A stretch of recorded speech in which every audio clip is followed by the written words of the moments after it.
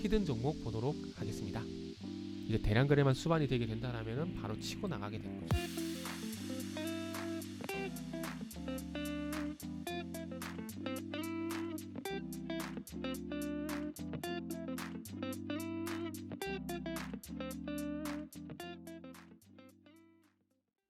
자, 반갑습니다. 알파프로 가족 여러분, 정태근 전문가입니다. 4월 20일 방송 시작하도록 하겠습니다. 자, 첫 번째 방송 종목은 LNF입니다. 그리고 방송 말미에는 히든 종목이 공개가 됩니다. 방송 끝까지 시청을 부탁드리고요. 방송 보시고 난 이후에는 좋아요, 구독도 부탁드리도록 하겠습니다. 자, 그러면 화면 보시면서 말씀드려 보도록 하겠습니다.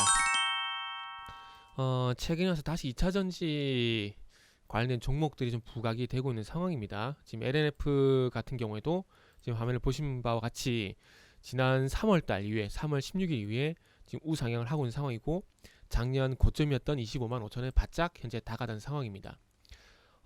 지금 시장 분위기는 지금 이 전고점 25만 원을 돌파를 할 것처럼 돌파를 한다라고 좀 분위기 좀 만들어 가고 있어요. 그리고 최근에 에코프로비엠, 저는 에코프로비엠 같은 경우는 개인적으로 유무상증자 이슈 때문에 올라간다고 생각을 하고 있는데, 뭐 어쨌든 지금 이것도 날짜를 보게 되면은 거의 비슷하게, 이것도 3월 15일이죠. 이때 바닥을 다지게 되면서 상승이 나오는 상황입니다.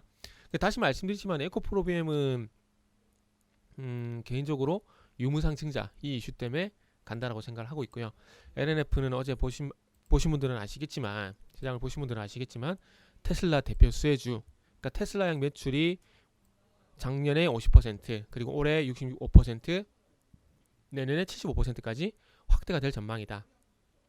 그러니까 지금 테슬라가 주가가 좀 반등을 하고, 그리고 또 중요한 거는 이제 테슬라가 또 상반기란다. 1분기에 31만 대를 판매를 했다라고 합니다. 그래서 드디어 이제 100만 대 이상, 연간 100만 대 이상 판매가 기대가 되는 상황이죠.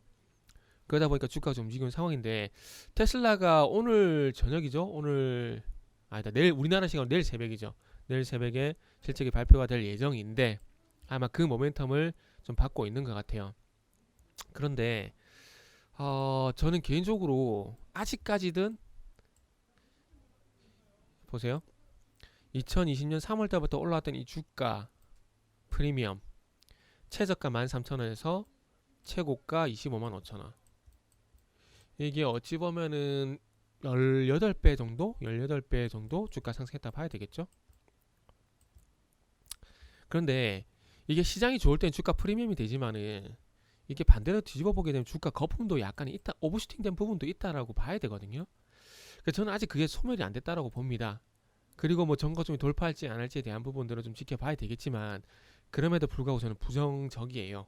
전고점 돌파. 물론 그런 얘기는 아마 요런 구간에서 있었을 거고, 요런 구간에서 있었을 거고, 요런 구간에도 분명히 있었을 겁니다. 이런 구간도 있었을 거고, 이런 구간도 마찬가지고요. 그러나 시장이 변하지 않는 불변의 법칙이 있는데, 그게 뭐냐면은 테마는 계속 변한다 합니다. 영원한 테마는 없다. 시장은 변한다. 무슨 얘기냐면은, 우리가 솔직히 2020년 3월 달부터 이 전기차를 할 수도 있고 2차 전지 소재를 할 수 있겠죠? 2차 전지가 올라갈 수 있던 배경은 비대면이었잖아요. 비대면 바람이 불게 되면서. 그러면 이제 비대면에서 대면으로 넘어가잖아요. 그러면 이제 실대가 됐다라는 겁니다. 실대가. 솔직한 심정은 그렇습니다. 저주하는 건 아니고요. 작년 11월 달부터 올해 3월 달까지 11, 12, 13, 11, 12, 1, 2, 3 18배 오른 주가가 5개월 만에 주가 거품을 다 해소했을까요? 주가 프리미엄이 다 오버슈팅된 부분들이 다 주가에 소화가 됐을까요? 모르겠어요. 저는 아니다라고 생각을 합니다. 그 LNF에 소위 그 제도권 계신 분들, 증권사 계신 분들은 퍼 얘기 많이 하죠. 퍼 기준으로 70배 정도. 이게 높다 안 높다라고 비교를 하기에는 좀 그 다른 업종과 엔터, 최근에 SM 했잖아요. SM 했었는데, SM도 지금 예상 PR이 지금 40배죠. 업종이 물론 다르긴 하지만은 40배는 높은 거고 70배는 낮고, 이건 아니지 않나요? 그리고 이런 부분이 있고 오늘 또 리포트가 실적 얘기가 상당히 많이 나오던데 1분기 시장 기대치 상회 이렇게 보면 뭐 엄청나게 좋아진 걸로 판단이 되는데 아니에요. 흑자 전환과 시장 기대치 12% 정도 상해입니다. 물론 증사라고 이거 다 알아요. 저도 증사 다 압니다. 그런데 이게 저는 솔직히 이때 다 반영이 안 됐을까요? 그거 한번 생각해 보자라는 거죠. 물론 2차 전지 산업 좋아요. 좋은데 다시 가려면은 적어도 시간이 좀 필요하지 않을까 하는 생각이 들어요. 예전에 컴투스 예전에 모바일 게임 난리였죠. 아 이건 컴투스 선데이 터즈. 자 여기도 잘 보세요. 물론 업종은 다릅니다. 업종은 다르지만 자 보세요. 요 종목도 요렇게 요 구간이 있었고 요 구간이 있었죠. 그래도 적어도 2년이라는 시간이 걸렸습니다. 다시 업황 사이클이 돌아오는데 물론 여기서 상승하고 조정받고 갔잖아요. 네 맞습니다.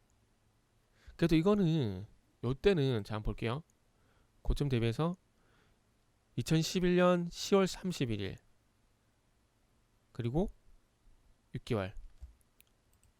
6개월 정도 시간이 걸렸죠. 이따도 6개월 정도 걸렸잖아요. 예, 뭐 그렇게 말씀하실 수도 있습니다.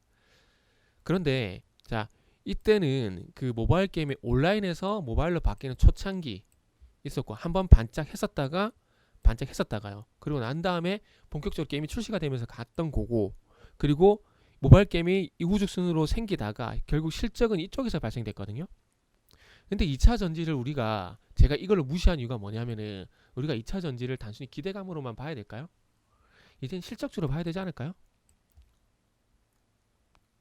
2차 전지 소재 시장 커지게 되면서 물론 실적 잘 나온 것도 있습니다. 있어요. 분명 그건 인정합니다. 그러나 순수하게 실적 장세로 가기 위해서는 시간이 좀 필요하다라는 거죠. 모바일 게임이 출시가 되면서 기대감에 의해서 실적으로 넘어가는데 시간이 1년 넘게 걸렸던 것처럼 2차 전지도 저는 그런 구간이 좀 일단은 필요하다고 생각을 합니다. 그리고 주가가 너무 높아요. 주가가 벌써 다 거치잖아요. 이런 흐름들. 뭐 삼성전자는 그런 경우가 없었을까요? 하이닉스는 그런 경우가 없었을까요? 자 보세요. 하이닉스도 요때 대상승 올랐다가 조정 거치죠. 그러면서 대상승 나오고 또 조정 거치죠. 또 상승 가고. 그러니까 이렇게 가는데 그 텀이 지금 LNF라든지 2차 전지 소재는 너무나 짧다라는 겁니다. 저는 2차 전지 소재, 그러니까 이 큰 맥락에서 보면 전기차잖아요. 전기차 맥락에서 보게 된다라면은 2차 전지도 한 분야거든요. 그렇기 때문에 저는 이제 올해는 자율주행을 보는 게 맞다라고 봐요. 그러면 이제 카메라 모듈 같은 것들. 어쨌든 현대차가 레벨 3를 이제 출시를 하잖아요. 탑재할 예정이잖아요. 그래서 이 전기차 섹터 내에서 이 2차 전지 소재에서 완전 자율주행으로 좀 순환매를 하는 게 좋지 않을까. 그리고 저는 개인적으로 에코프로비움도 그렇고 LNF도 그렇고 박스권 요거 예상합니다. 요거 예상해요. LG 노텍도 뭐 잘 보세요. 가까처럼 그랬잖아요. 자 1차 상승 나오고 조정받고 전고점 돌파했죠. 했는데 여기서 영원히 갈 것처럼 했지만 지금 현재쯤 못 가고 있잖아요. 그러니까 LNF도 이런 구간이 나올 수가 있다라는 거죠. 지금 나오는 실적 예상치하고 두 배 증설은 이미 제가 볼 때는 작년 11월 달까지 충분히 반영이 됐고 이미 예정이 돼 있던 거기 때문에 1분기 실적은 시장 기대치 대비해서 12%, 120%가 아니고 12%입니다. 요거 가지고 제가 볼 때는 18배 오른 주가 상황 속에서 그리고 퍼가 70배가 넘는 상황에서 더 간다? 그건 좀 아니라고 봐요. 그건 아니라고 봅니다. 판단은 본인들이 하세요. 저는 그렇게 본다라는 겁니다. 그래서 저는 2차 전지 안 건듭니다. 절대. 자, 이 정도 말씀을 드리고 히든 종목 보도록 하겠습니다. 자, 히든 종목입니다. 자, 히든 종목도 데드 크로스가 나게 되면서 힘들었었지만 작년 5월달 그죠?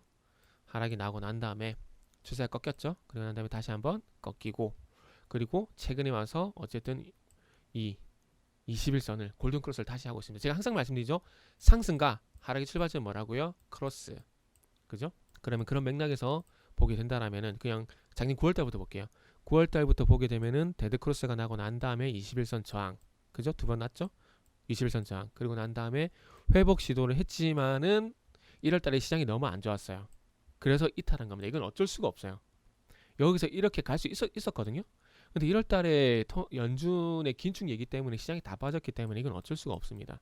그리고 난 다음에 이제 3만 8천 원대, 3만 8천 원대 부근에서 바닥을 다지고, 자 보세요. 바닥을 다지고 3만 8천 원대에서 바닥을 다지고 이제 골든 크로스가 나죠. 드디어 여기도 났었지만은 다시 이탈했고 다시 골든 크로스가 나고 난 다음에 21선 지지력을 보이죠. 이게 진배이란 겁니다. 진짜라는 거죠. 그리고 이제 중요한 것은 여기처럼 이제 대량 거래만 수반이 되게 된다라면은 바로 치고 나가게 되는 거죠. 치고 나가게. 자, 그런 맥락에서 보게 되면 일단 241선이 앞으로 46,000원 부근에서 만날 것 같거든요. 그러면 이 히든 종목은 어쨌든 38,000원과 46,000원 사이의 박스권이라는 점을 한번 참고를 해보게 된다라면은 1차 분기점은 박스권 상단인 46,000원을 말씀드릴 수가 있을 것 같습니다. 무슨 말인지 이해되시죠? 자, 그래서 46,000원이 1차 분기점과 1차 목표 주가가 된다라는 점 말씀드리면서 히든 종목이 궁금하신 분들은 알파프로 홈페이지를 방문해 주시길 바랍니다.